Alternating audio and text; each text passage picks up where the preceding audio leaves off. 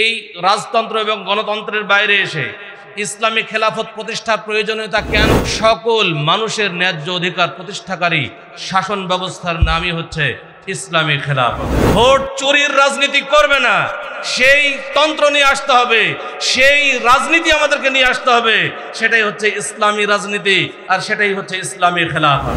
পৃথিবীর সব মানুষ যদি একটা কথা বলে, আর আল্লাহর বিধান যদি একটা বলে, মানতে হবে কোন খেলাফত আসবে নবুয়তি পদ্ধতিতে। তোমরা নেতৃত্ব চেয়ে নিও না, ইসলামের নেতৃত্ব চেয়ে নেওয়া জায়েজ নয়। বাতিলকে পায়ে পদদলিত করে অবশ্যই ইসলামী খেলাফতের পথে আগাইতে হবে। আহলে হাদিস আন্দোলন বাংলাদেশ, আসুন পবিত্র কুরআন ও সহিহ হাদিসের আলোকে জীবন গড়ি। আসসালামু আলাইকুম ওয়া রাহমাতুল্লাহি ওয়া বারাকাতুহু। ইন্নাল হামদালিল্লাহ নাহমাদুহু ওয়া নাস্তাঈনুহু ওয়া নাস্তাগফিরুহু ওয়া নাউযু বিল্লাহি মিন শুরুরি আনফুসিনা ওয়া মিন সাইয়্যাতি আ'মালিনা মান ইয়াহদিহিল্লাহু ফালা মুদিল্লা লাহু ওয়া মান ইউদ্লিল ফালা হাদিয়া লাহু ওয়া আশহাদু আল লা ইলাহা ইল্লাল্লাহু ওয়াহদাহু লা শারীকা লাহু ওয়া আশহাদু আন্না মুহাম্মাদান আবদুহু ওয়া রাসূলুহু। আম্মা বা'দ। আহলে হাদিস আন্দোলন বাংলাদেশ রাজশাহী সদর সাংগঠনিক জেলা কর্তৃক আয়োজিত আজকের এই ইসলামী সম্মেলনের সম্মানিত সভাপতি, মাননীয় প্রধান অতিথি, বিশেষ অতিথিবৃন্দ, উপস্থিত উলামায়ে কেরাম, আমার সামনে উপবিষ্ট বিভিন্ন অঞ্চল থেকে আগত সুধী মণ্ডলী, পর্দার আড়ালে অবস্থানরত মা ও ভগ্নীগণ, সমস্ত প্রশংসা সেই মহান রব্বুল আলামিনের জন্য, যার অশেষ মেহেরবানিতে আমরা আজকের এই ইসলামী সম্মেলনে উপস্থিত হতে পেরেছি। তাই মহান আল্লাহর শুকরিয়া স্বরূপ সবাই বলি আলহামদুলিল্লাহ। তারপর পরেই বর্ষিত হোক অসংখ্য দরুদ ও সালাম প্রিয় নবী, বিশ্বনবী রাহমাতুল্লিল আলামিন মুহাম্মদ সাল্লাল্লাহু আলাইহি ওয়াসাল্লামের প্রতি। সম্মানিত উপস্থিতি, আমরা আজকে যে বিষয়ে আলোচনা করব সে বিষয়ের শিরোনাম শুনলেন, ইসলামী খেলাফত প্রতিষ্ঠা লাভের উপায়। ইসলামী খেলাফতটা কী জিনিস সেটা আমাদের জানা দরকার। বর্তমান মুসলিম সমাজে ইসলামী খেলাফতের আলোচনা না থাকার কারণে মুসলিমরা ইসলামী খেলাফতের স্বরূপ বুঝে না, ইসলামী খেলাফত কী জিনিস বুঝে না, বরং অনেকেই মনে করে যে ইসলামী খেলাফত মনে হয় এটা কোনো জঙ্গি তৎপরতা বা কোনো চরমপন্থা ইত্যাদি ভেবে থাকেন। অথচ ইসলামী খেলাফতই হচ্ছে ইসলামী রাজনীতি। ইসলামী খেলাফত, খেলাফত শব্দের অর্থ হলো প্রতিনিধিত্ব। ইসলামী খেলাফত কাকে বলে? আল্লাহর দাসত্বের অধীনে সকল মানুষের ন্যায্য অধিকার প্রতিষ্ঠাকারী শাসন ব্যবস্থার নাম ইসলামী খেলাফত। ইসলামী খেলাফত এমন এক শাসন ব্যবস্থা, যেই ব্যবস্থার মাধ্যমে শুধু মুসলিমের ন্যায্য অধিকার প্রতিষ্ঠা হবে না, যেমনভাবে মুসলিমের ন্যায্য অধিকার প্রতিষ্ঠা হবে তেমনভাবে হিন্দুর ন্যায্য অধিকার প্রতিষ্ঠা হবে, ইহুদির ন্যায্য অধিকার প্রতিষ্ঠা হবে, খ্রিস্টানের ন্যায্য অধিকার প্রতিষ্ঠা হবে। সকল মানুষের ন্যায্য অধিকার প্রতিষ্ঠাকারী শাসন ব্যবস্থার নামই হচ্ছে ইসলামী খেলাফত। বর্তমানে আমরা দেখছি সারা বিশ্বে তিন ধরনের শাসন ব্যবস্থা বিদ্যমান। এক, রাজতন্ত্র; দুই, গণতন্ত্র; তিন, ইসলামী খেলাফত। এই রাজতন্ত্র এবং গণতন্ত্রের বাইরে এসে ইসলামী খেলাফত প্রতিষ্ঠার প্রয়োজনীয়তা কেন রয়েছে এটা আপনাদের 1-2 মিনিটে বলে শেষ করবো ইনশাআল্লাহ। আজকে বর্তমানে আমাদের দেশে গণতন্ত্র দেখছেন, আমরা ছোটবেলা থেকেই কিন্তু গণতন্ত্রের চিত্র দেখতে পাচ্ছি। আচ্ছা বলেন তো, গণতন্ত্রের মাধ্যমে কি সমাজের শান্তি শৃঙ্খলা বজায় থাকছে কি থাকছে না? গণতন্ত্র মানে কি মারামারি তন্ত্র নয়? বর্তমানে গণতন্ত্র মানে হচ্ছে মারামারি তন্ত্র। গণতন্ত্র মানে ক্ষমতা দখলের তন্ত্র। গণতন্ত্র মানে ভোট চুরি করে ক্ষমতা জবরদখল করার তন্ত্র। এই গণতন্ত্র মানে, এই গণতন্ত্রের মাধ্যমে আজকে নিজ দলের মধ্যে যেহেতু নেতৃত্ব চেয়ে নেওয়ার বিষয় আছে, সেহেতু নেতৃত্ব চাইতে গিয়ে নিজ দলের মধ্যে আজকে মারামারি হানাহানি লিপ্ত। অতএব যেই গণতন্ত্রের মাধ্যমে মানুষ আপোষে হানাহানি মারামারিতে লিপ্ত হয়, এই গণতন্ত্র কখনোই সমাজে শান্তি শৃঙ্খলা বজায় রাখতে পারে না। সম্মানিত উপস্থিতি, এই জন্য যেখানে ভোট চাওয়ার ব্যাপার থাকবে না, যেখানে ভোট দখলের ক্ষমতা দখলের রাজনীতি হবে না, যেখানে মানুষ ভোট চুরির রাজনীতি করবে না, সেই তন্ত্র নিয়ে আসতে হবে, সেই রাজনীতি আমাদেরকে নিয়ে আসতে হবে। সেটাই হচ্ছে ইসলামী রাজনীতি, আর সেটাই হচ্ছে ইসলামী খেলাফত। সম্মানিত উপস্থিতি, আমি বলছি বর্তমানে রাজতন্ত্র যেটা চলছে, রাজতন্ত্রে রাজার ইচ্ছাই চূড়ান্ত, আর রাজাই হচ্ছে সার্বভৌম ক্ষমতার মালিক। গণতন্ত্রে জনগণের ইচ্ছাই চূড়ান্ত, অধিকাংশ রায় চূড়ান্ত এবং জনগণই সার্বভৌম ক্ষমতার উৎস। আর ইসলামী খেলাফতে আল্লাহর বিধানই চূড়ান্ত এবং আল্লাহই সার্বভৌম ক্ষমতার উৎস। কোনটা সঠিক হবে? পৃথিবীর সব মানুষ যদি একটা কথা বলে আর আল্লাহর বিধান যদি একটা বলে, মানতে হবে কোনটা? পৃথিবীর মানুষের কথা না আল্লাহর কথা? আল্লাহ যে বিধান দিয়েছে তার বাইরে যত মানুষই যত কথা বলুক না কেন, আল্লাহর বিধানই চূড়ান্ত হবে, মানুষের কোনো বিধান চূড়ান্ত হতে পারে না। সম্মানিত উপস্থিতি, অতএব ইসলামী খেলাফত প্রতিষ্ঠার জন্য আমাদের চেষ্টা করতে হবে। ইসলামী খেলাফত আল্লাহর দাসত্ব করার খেলাফত, আর গণতন্ত্র হচ্ছে কাফেরদের আদর্শে পরিচালিত হওয়ার তন্ত্র। আজকে এই গণতন্ত্র এটা একটা কুফরি তন্ত্র, কাফেরদের আদর্শ আমাদেরকে পরিচালিত হতে হচ্ছে। অথচ আমাদের আদর্শ হবে নবী মুহাম্মদ সাল্লাল্লাহু আলাইহি ওয়াসাল্লামের আদর্শ। আল্লাহ তাআলা বলছেন, লাকাদ কানা লাকুম ফি রাসূলিল্লাহি উসওয়াতুন হাসানাহ, তোমাদের জন্য তোমাদের রাসূলের মধ্যে রয়েছে উত্তম আদর্শ। আমরা রাসূলুল্লাহ সাল্লাল্লাহু আলাইহি ওয়াসাল্লামের আদর্শেই আমাদেরকে আদর্শিত হতে হবে। গণতন্ত্র মানুষের সন্তুষ্টি অর্জন করার তন্ত্র, মানুষের সন্তুষ্টি অর্জন করতে হবে। এই জন্যই আজকে ক্ষমতা দখল করার জন্য মুসলিম হয়েও নিজেদের ঈমান বিক্রি করে মুসলিমরা আজকে হিন্দুদের পূজা মণ্ডপে পর্যন্ত যে বলছে আলহামদুলিল্লাহ যে আমরা এখানে উপস্থিত হতে পেরেছি, নাউজুবিল্লাহ। মুসলিম কখনো ঈমান বিক্রি করতে পারে না। মুসলিম তার ঈমানের উপরে বলিয়ান থাকবে। মুসলিম কখনো অমুসলিমদের উপাসনায় যেতে পারে না, তাদের সাহায্য করতে পারে না। কিন্তু আজকে দুঃখের বিষয় হলো, যেহেতু মানুষকে সন্তুষ্ট করতে হবে, না হলে তো ভোট পাওয়া যাবে না। অতএব ভোটের রাজনীতি করতে গিয়ে নিজের ঈমান বিক্রি করে আজকে পূজা মণ্ডপ পাহারা দেওয়ার কাজে আমাদের মুসলিমরাই আত্মনিয়োগ করেছে। অতএব যারা এগুলো করেছেন তাদেরকে তওবা করে ফিরে আসতে হবে, অন্যথায় আপনার ঈমান নিয়ে প্রশ্ন হবে। মুসলিমরা কখনোই অমুসলিমদের ইবাদতে বাধা দিবে না। ইসলাম সবার ইবাদত, সব ধর্মের ইবাদতের স্বাধীনতা দিয়েছে। মুসলিম হিসেবে আমরা কখনোই তাদের ইবাদতে বাধা দেব না, তাদের উপর আক্রমণ করব না। তাই বলে তাদেরকে পাহারা দেওয়ার কথা ইসলাম বলেনি। সম্মানিত উপস্থিতি, এবার আসুন, ইসলামী খেলাফতের কথা পবিত্র কোরআন এবং সহিহ হাদিসে এসেছে নাকি আসে নাই? রাসূলুল্লাহ সাল্লাল্লাহু আলাইহি ওয়াসাল্লাম কোন রাজনীতি করার জন্য আমাদেরকে নির্দেশনা দিয়েছেন, কি আমাদের সামনে আসবে সেই ব্যাপারে একটু কথা বলি। রাসূলুল্লাহ সাল্লাল্লাহু আলাইহি ওয়াসাল্লামের একটা গুরুত্বপূর্ণ হাদিস আমাদের মুখস্থ রাখা দরকার। সেটা হলো হুযায়ফা ইবনুল ইয়ামান রাদিয়াল্লাহু তাআলা আনহু হতে বর্ণিত, তিনি বলেন রাসূলুল্লাহ সাল্লাল্লাহু আলাইহি ওয়াসাল্লাম বলেছেন, তাকুনুন নবুওয়াতু ফীকুম, তোমাদের মধ্যে নবুয়ত আসবে, মাশা আল্লাহু আন তাকুন, যতদিন আল্লাহ চান ততদিন পর্যন্ত এই নবুয়তকে কায়েম রাখবেন। সুম্মা ইয়ারফাউহা আল্লাহু ইযা শাআ আন ইয়ারফাআহা, অতঃপর আল্লাহ যখন চাইবেন নবুয়ত উঠিয়ে নেবেন। পৃথিবীর শাসন ব্যবস্থা প্রথম শুরু হয়েছে নবুয়ত দিয়ে।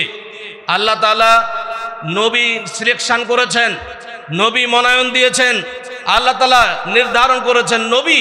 এই নবীদের মাধ্যমে পৃথিবীর শাসন ব্যবস্থা পরিচালিত হয়েছে।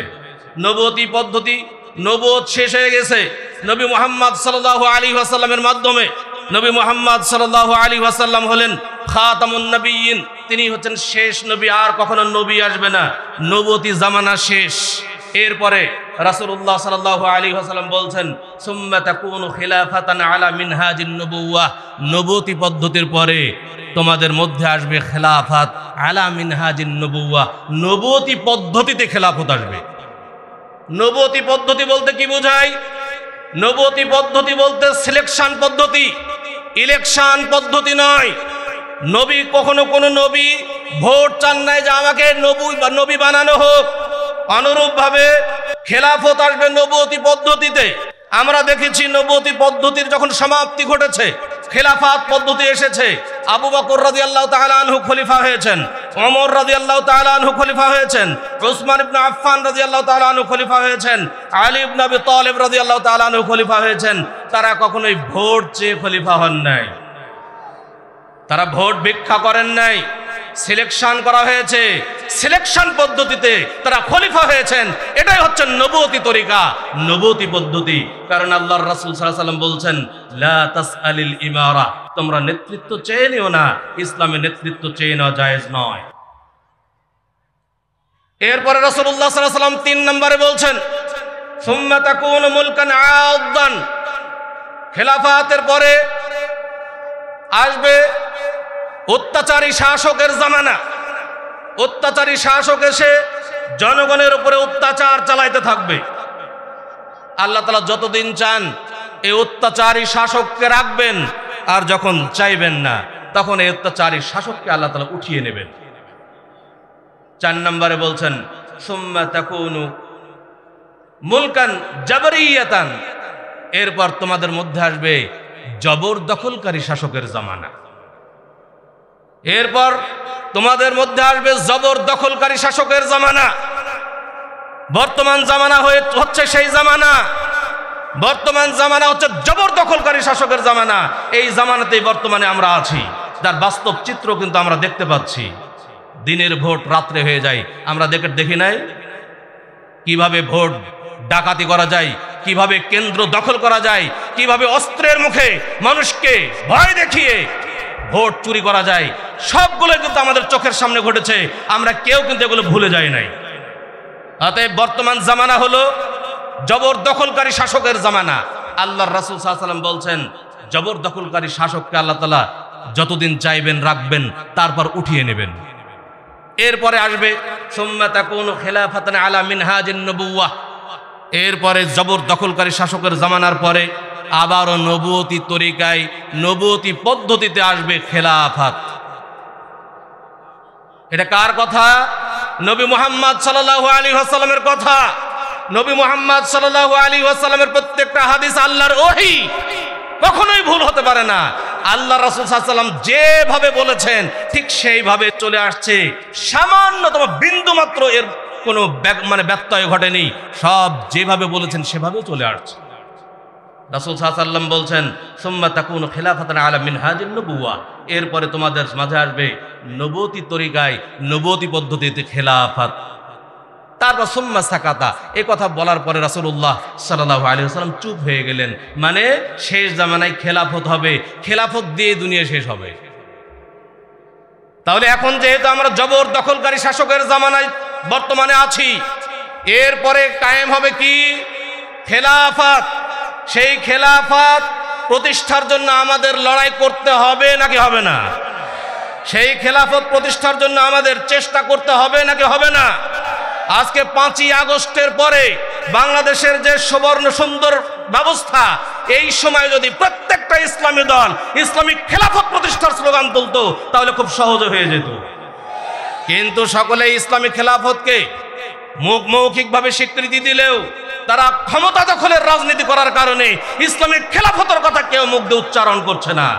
আলহামদুলিল্লাহ, এই বাংলার বুকে বর্তমানে একমাত্র আহলে হাদিস আন্দোলন বাংলাদেশ এবং বাংলাদেশ আহলে হাদিস যুব সংঘেই খেলাফতের পক্ষে অবস্থান নিয়েছে।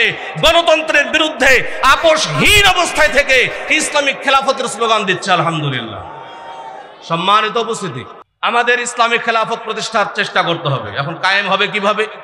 অনেকে আমাদেরকে প্রশ্ন করেন যে বাংলাদেশ তো গণতান্ত্রিক রাষ্ট্র, শাসন ব্যবস্থা পরিবর্তনের মাধ্যমে হলো গণতন্ত্র, ভোট ব্যবস্থা। সেই ব্যবস্থাকে যদি আপনারা বিশ্বাস না করেন তাহলে কিভাবে খেলাফত প্রতিষ্ঠা হবে? এটা আমাদেরকে অনেকে প্রশ্ন করেন। আমি বলতে চাই, খেলাফত প্রতিষ্ঠার কথা, খেলাফত প্রতিষ্ঠার মাধ্যম উপায় আপনার থেকে নিতে হবে না, সরাসরি আল্লাহ তাআলা খেলাফত প্রতিষ্ঠার পদ্ধতি দিয়ে দিয়েছেন। আপনার কোনো মত দিয়ে খেলাফত প্রতিষ্ঠা হবে না। বাতিলের সাথে আপোষ করে কখনো ইসলাম কায়েম করা সম্ভব নয়। অতএব বাতিলকে অস্বীকার করে, বাতিলকে পায়ে পদদলিত করে অবশ্যই ইসলামী খেলাফতের পথে আগাইতে হবে, যেই পথে আল্লাহ তাআলা পবিত্র কোরআন মাজিদে পন্থা দিয়েছেন, পদ্ধতি দিয়েছেন। সেই পদ্ধতিতে যদি আমরা আগাই, তাহলেই কিন্তু ইসলাম খেলাফত প্রতিষ্ঠা করা সম্ভব। সেই পদ্ধতিটা কি? আল্লাহ তাআলা সূরা আন-নূর 55 নম্বর আয়াত, সূরা আন-নূর 55 নম্বর আয়াতে আল্লাহ তাআলা খেলাফত প্রতিষ্ঠার উপায় বলে দিয়েছেন। সেই উপায়টা কি? আল্লাহ বলছেন, ওয়াদাল্লাহুল্লাযীনা আমানু মিনকুম ওয়া আমিলুস সালিহাত। আল্লাহ তাআলা তোমাদের জন্য ওয়াদা করেছেন, ওয়াদাল্লাহুল্লাযীনা আমানু, তোমাদের মধ্যে যারা ঈমান এনেছে তাদের জন্য আল্লাহ ওয়াদা করেছেন, ওয়া আমিলুস সালিহাত, এবং যারা সৎ কর্ম করে, সৎ কর্মশীল, তাদের জন্য আল্লাহ ওয়াদা করেছেন। কি ওয়াদা করেছেন? আইয়াস্তাখলিফান্নাহুম ফিল আরদি, যা আল্লাহ তাআলা তাদেরকে লায়াস্তাখলিফান্নাহুম ফিল আরদ, আল্লাহ তাআলা অবশ্যই তাকিদ করে বলছেন লায়াস্তাখলিফান্নাহুম ফিল আরদি, অবশ্যই আল্লাহ তাআলা তাদেরকে পৃথিবীতে খেলাফত দান করবেন। কামাস্তাখলাফাল্লাযীনা মিন ক্বাবলিহিম, যেমন ভাবে আল্লাহ তাআলা পূর্ববর্তীদেরকে খেলাফত দান করেছিলেন। তাহলে আমাদের খেলাফত প্রতিষ্ঠার জন্য করণীয় কি? ঈমানদার হতে হবে, ঈমান আনতে হবে, সৎ কর্মশীল হতে হবে। আজকে বাংলার মানুষ যতই নিজেদেরকে মুসলিম দাবি করুক না কেন, বাংলার অধিকাংশ মানুষের আকীদা ঠিক নেই, বাংলার অধিকাংশ মানুষের তাওহীদ ঠিক নেই। আজকে বিভিন্ন শিরকে আমরা জর্জরিত। আজকে বাংলাদেশে বিভিন্ন মাজারে ছেয়ে গেছে। এই বাংলার বুক থেকে যেই দিন মাজার বিলুপ্ত হবে, সেই দিন ইসলামী খেলাফত কায়েম হবে ইনশাআল্লাহ। কিন্তু এই মাজার জোরপূর্বক মাজার ভাঙ্গার নাম ইসলাম নয়, বরং যারা আজকে মাজার ব্যবসা করছে, যারা মাজার পূজায় বিশ্বাস করে, তাদেরকে দাওয়াতের মাধ্যমে তাদেরকে বুঝাইতে হবে যে এটা শিরক। এই সমস্ত মাজার ভক্তরা, মাজার পন্থীরা যখন এটাকে শিরক বলে বিশ্বাস করবে, এটাকে জানবে যে এটা শিরক, এটা করা যাবে না, শিরকের পরিণাম জাহান্নাম, শিরক কাবিরা গুনাহ, শিরকে এটা হলো আকবার, বড় শিরক, যা মানুষকে ইসলাম থেকে বের করে দেয়। এই দাওয়াত যদি আমরা ছড়িয়ে দিতে পারি, আর মানুষ যদি এই মাজার পূজা ছেড়ে প্রকৃত ঈমানের পথে আসতে পারে, তাহলেই ইসলামী খেলাফত প্রতিষ্ঠা হবে। আজকে বাংলার বুকে বিভিন্ন বিদআতে সয়লাব। আজকে বাংলার মুসলিমরা মিলাদের মতো বিদআতে লিপ্ত, শবে বরাতের মতো বিদআতে লিপ্ত।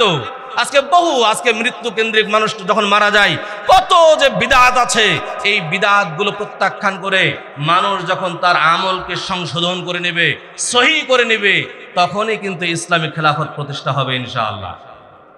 আর এই কাজটাই করে যাচ্ছে আহলে হাদিস আন্দোলন বাংলাদেশ, বাংলাদেশ আহলে হাদিস যুব সংঘ। আমাদের নামে বলা হয় যে আহলে হাদিস আন্দোলন বাংলাদেশ, বাংলাদেশ আহলে হাদিস যুব সংঘ। তারা নাকি দিন কায়েমের চেষ্টা করে না, তারা খেদমতে দিন করে।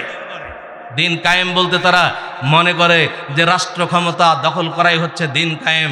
আসলে এই ব্যাখ্যা স্পষ্ট ভুল ব্যাখ্যা। পৃথিবীর কোন তাফসীর কারক এই ব্যাখ্যা করেন নাই যে দিন কায়েম মানে হচ্ছে রাষ্ট্র কায়েম। দিন কায়েম মানে রাষ্ট্র কায়েম নয়।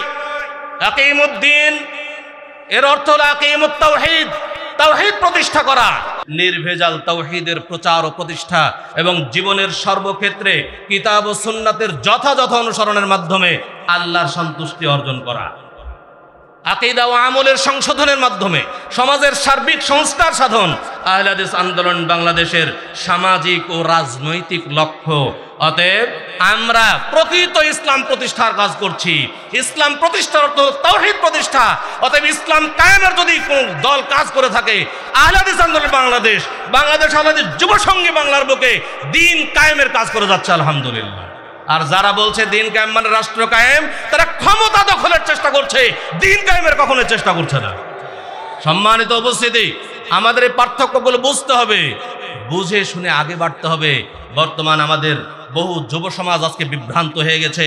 তারা ক্ষমতা দখলের একটা সুরসুরি তাদের মধ্যে কাজ করছে, এবং তারা তাদের পেছনে ক্ষমতা দখলের পিছনে তারা সারি ধরেছে, লাইন ধরেছে। একটা জিনিস মনে রাখবেন, আদর্শচ্যুত হয়ে কখনোই দিন কায়েম করা সম্ভব নয়। নবী সাল্লাল্লাহু আলাইহি সাল্লাম সাহাবায়ে কেরামের আদর্শ ভোট চাওয়া নয়, নেতৃত্ব চেয়ে নেওয়া নয়। অনেকেই বলে থাকে যে এটা তো ইবাদত নয়, এটা মুআমালাত।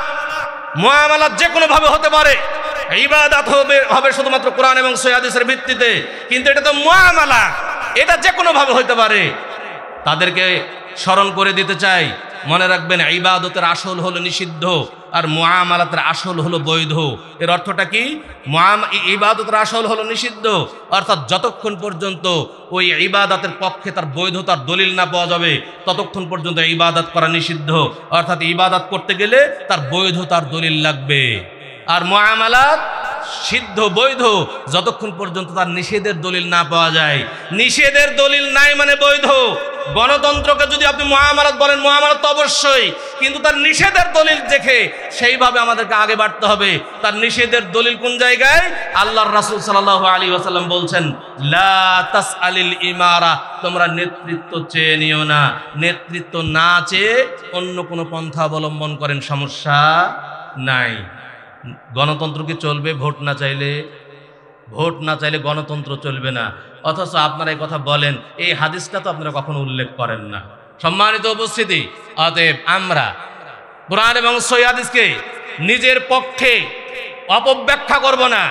আমি এখন এই পর্যন্ত এই কথাও শুনছি, সূরা নূরের 55 নম্বর আয়াত যে খেলাফতের পক্ষে দলিল পেশ করলাম, এই আয়াততেই তারা পেশ করে থাকে যে দেখেন নির্বাচন ভোট দিতে হবে, এটা কোরআনে আছে।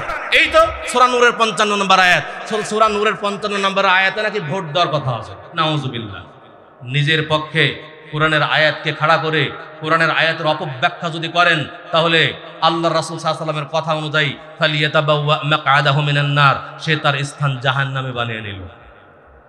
নিজের পক্ষে দলিল খাড়া করিয়েন না, বরং কোরআন হাদিসের পক্ষে নিজে খাড়া করেন, নিজেকে তৈরি করুন, তাহলে আপনি ইসলাম কায়েম করতে পারবেন। আল্লাহ তাআলা আমাদেরকে বিষয়টি বোঝার তৌফিক দান করুন, আমিন। এই বলে আমি আমার সংক্ষিপ্ত আলোচনা এখানে শেষ করছি।